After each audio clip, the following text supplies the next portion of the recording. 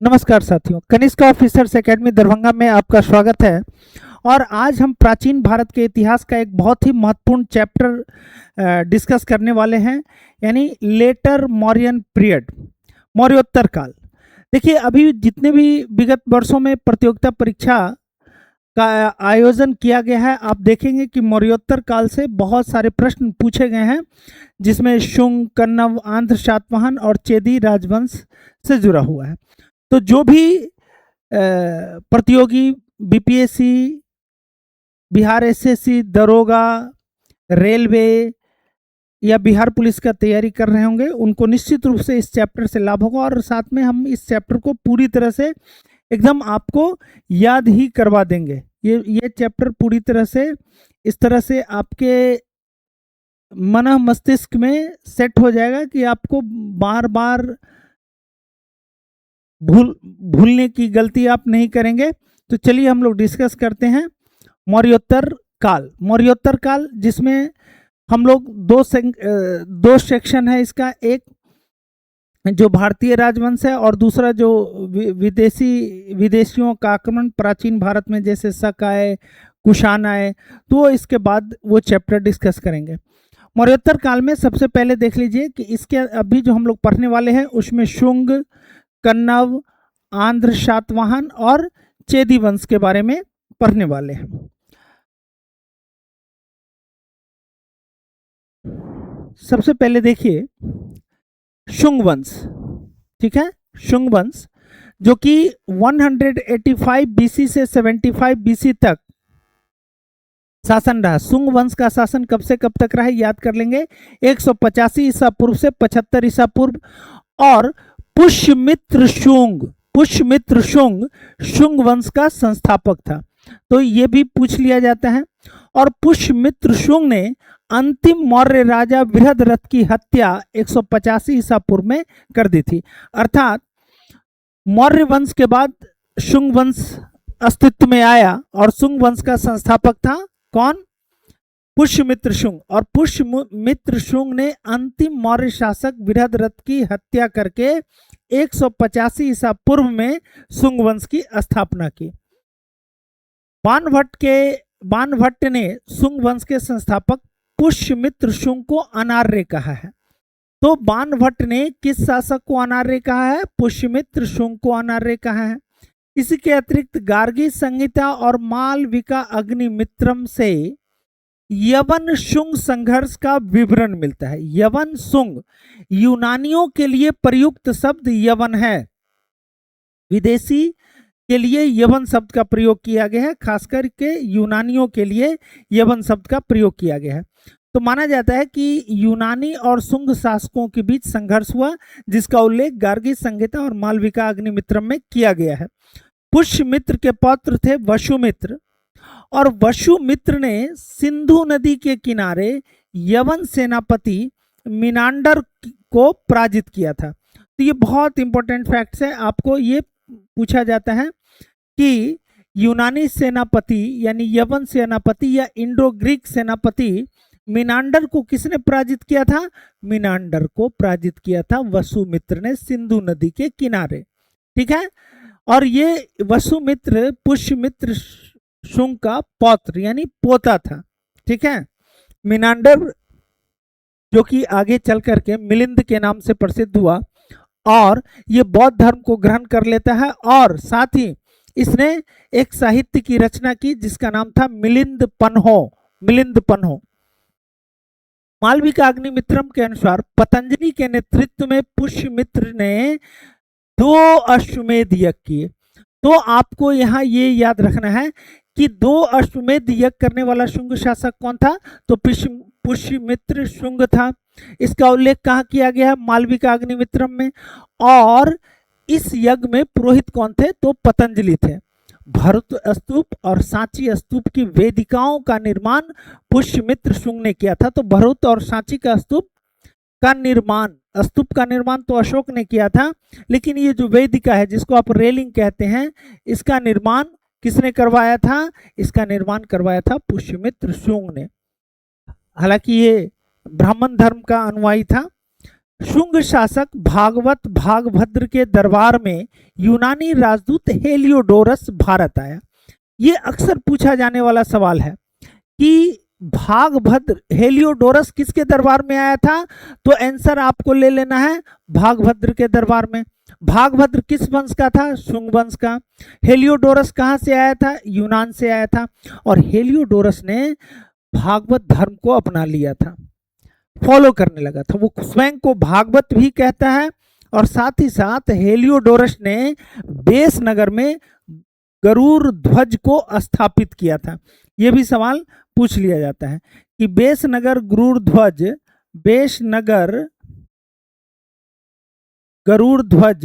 कौन स्थापित किया था, यह स्थापित किया था हेलियोडोरस ने। शुंग काल में संस्कृत भाषा और ब्राह्मणी व्यवस्था का पुनरुत्थान हुआ, यानी एक बार फिर से जो मौर्य काल में पाली भाषा का प्रभुत्व था वो फिर से शुंग काल में संस्कृत भाषा स्थापित कर दिया गया और ब्राह्मणी व्यवस्था को स्थापित कर दिया गया। इसी काल में पहला स्मृति ग्रंथ मनुस्मृति की रचना हुई। देखिए, स्मृति ग्रंथ में सबसे प्राचीनतम ग्रंथ है मनुस्मृति और मनुस्मृति की रचना शुंग काल में हुआ था, तो उम्मीद करते हैं कि आप याद कर लेंगे। सातवाहन, इसको आंध्र सातवाहन भी कहा जाता है। पुराण में सातवाहनों को आंध्र भृत्य कहा गया है या आंध्र जातीय कहा गया है। ये जो आंध्र सातवाहन का राज्य था वो कृष्णा और गोदावरी नदी के घाटी में स्थित था और सातवाहन वंश का संस्थापक सिमुक था। याद रखेंगे, सातवाहन वंश का संस्थापक सिमुक था और इसकी राजधानी पैठान या प्रतिष्ठान थी। यह भी याद रख लेंगे कि सातवाहन वंश की स्थापना सिमुक ने किया, इसकी राजधानी पैठान या प्रतिष्ठान था। सातकर्णी प्रथम इस वंश का वास्तविक राजा हुआ, यानी सिमुक ने इस वंश की नींव रखी, लेकिन वास्तविक राजा कौन हुआ, सातकर्णी प्रथम। सातकर्णी प्रथम को वास्तविक राजा इसलिए कहते हैं क्योंकि इसने सातवाहन वंश की शक्ति को बढ़ाया। सातकर्णी प्रथम ने 2 अश्वमेध यज्ञ और 1 राजसूय यज्ञ किया। देखिए, अश्वमेध यज्ञ प्राचीन काल में बहुत महत्वपूर्ण माना जाता था। अश्वमेध यज्ञ विभिन्न राज्यों की अधीनता को स्वीकार कराने के लिए किया जाने वाला यज्ञ था। उसमें घोड़ा को छोड़ दिया जाता था सजा धजा करके, और जिस क्षेत्र से भी वो घोड़ा गुजरता था निर्बाध रूप से माना जाता था कि उस क्षेत्र ने अश्वमेध यज्ञ करने वाले राजा की अधीनता को स्वीकार कर ली। और जहां भी उस घोड़ा को पकड़ लिया जाता था तो फिर ये माना जाता था कि वो उस राजा को चुनौती दे रहा है जिसने अश्वमेध यज्ञ का आयोजन किया है। इसका उल्लेख रामायण में भी है कि भगवान राम अश्वमेध यज्ञ करते हैं और लवकुश उस घोड़े को रोक देता है। राजसूय यज्ञ राजा के शक्ति में वृद्धि करने के लिए किया जाता था, सम्राट की उपाधि धारण करने के लिए किया जाता था। और सातकर्णी प्रथम दक्षिणापथपति और अप्रतिहत चक्र की उपाधि धारण करता है। तो दक्षिणापथपति की उपाधि किसने धारण की थी, सातकर्णी प्रथम ने। सातकर्णी प्रथम 2 अश्वमेध और 1 राजसूय यज्ञ करता है और सम्राट की उपाधि धारण करता है। इसके बाद सातकर्णी प्रथम ने चांदी के सिक्के पर अश्व यानी घोड़े की आकृति अंकित करवाई। तो पूछा जाएगा कि किस सातवाहन शासक के सिक्के पर, चांदी के सिक्के पर घोड़े की आकृति अंकित करवाई गई है, तो आंसर लेंगे सातकर्णी प्रथम।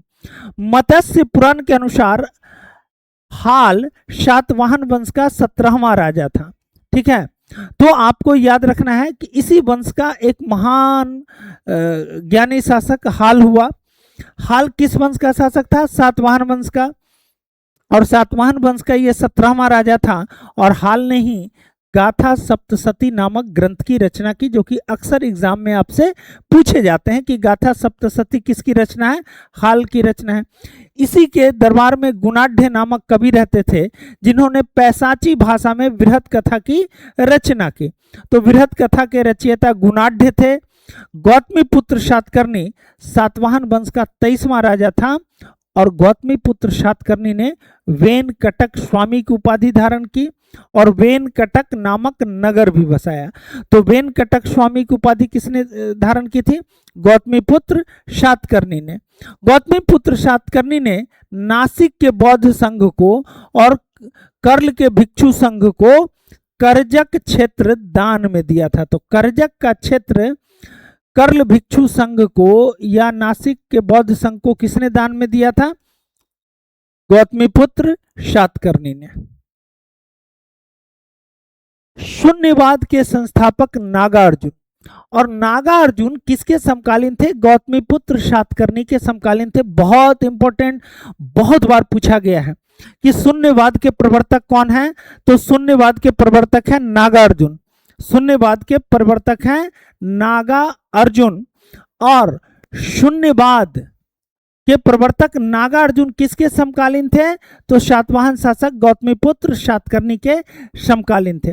देखिए, शून्यवाद एक ऐसा दर्शन है या सिद्धांत है जिसमें ये माना जाता है कि ब्रह्मांड में किसी भी चीज का अस्तित्व किसी कारण से है। यदि वो कारण को हटा दिया जाए तो उस वस्तु या पदार्थ का अस्तित्व शून्य है, शून्य है। ठीक है, तो ये एक अपना सिद्धांत है। वशिष्ठी पुत्र पुलमावी ने शक शासक रुद्रदामन की पुत्री से विवाह किया। ये भी पूछा जाता है कि रुद्रदामन जो कि शक वंश का राजा था, उसकी पुत्री से किस सातवाहन शासक की शादी हुई थी? तो वशिष्ठी पुत्र पुलमावी की।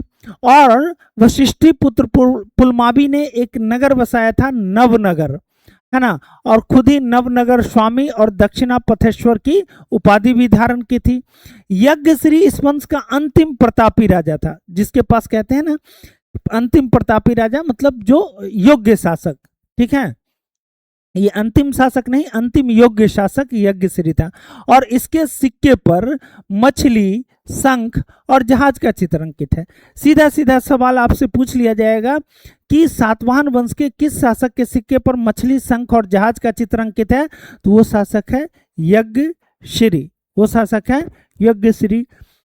आप सातवाहनों ने सर्वाधिक शीशे के सिक्के, टीन, तांबे और कांसे के सिक्के चलाए।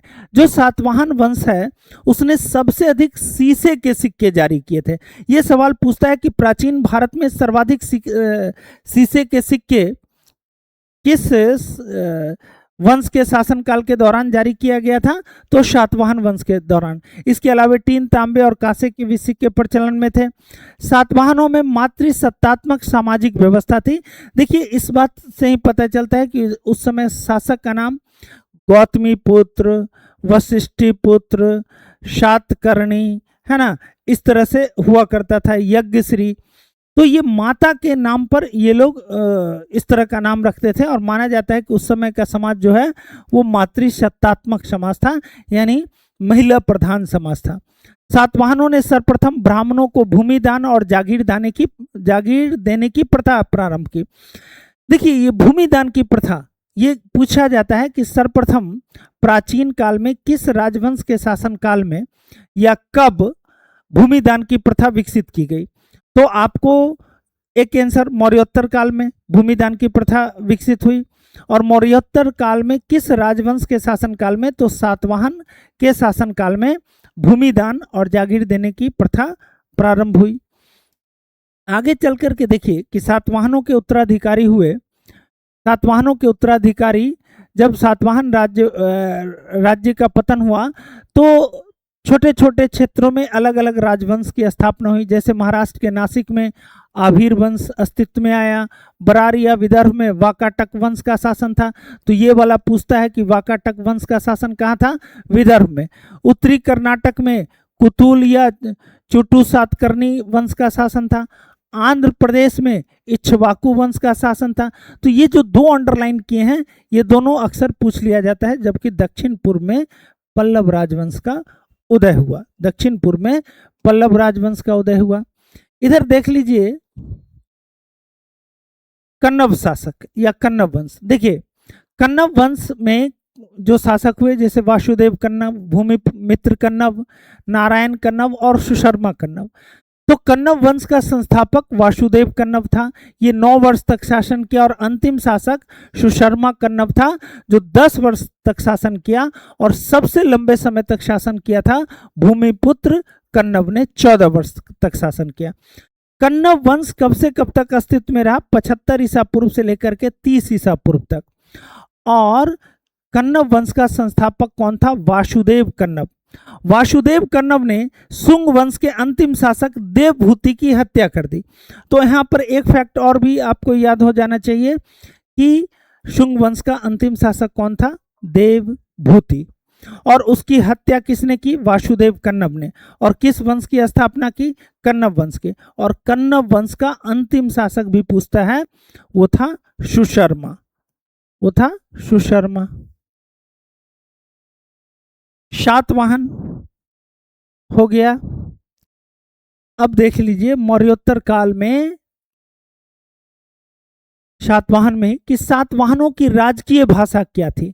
तो ये प्रश्न अक्सर पूछा जाता है। सातवाहनों की राजकीय भाषा प्राकृत थी और लिपि ब्राह्मी थी। देखिए, भाषा जो हम बोलते हैं वो भाषा है, लेकिन जब हम लिखते हैं तो लिखने में जिस अक्षर का प्रयोग करते हैं उसको हम लिपि कहते हैं। तो सातवाहन काल में लिपि थी ब्राह्मी और भाषा था प्राकृत। तो राजकीय भाषा प्राकृत याद रखेंगे। सातवाहनों की राजकीय भाषा प्राकृत और लिपि थी ब्राह्मी।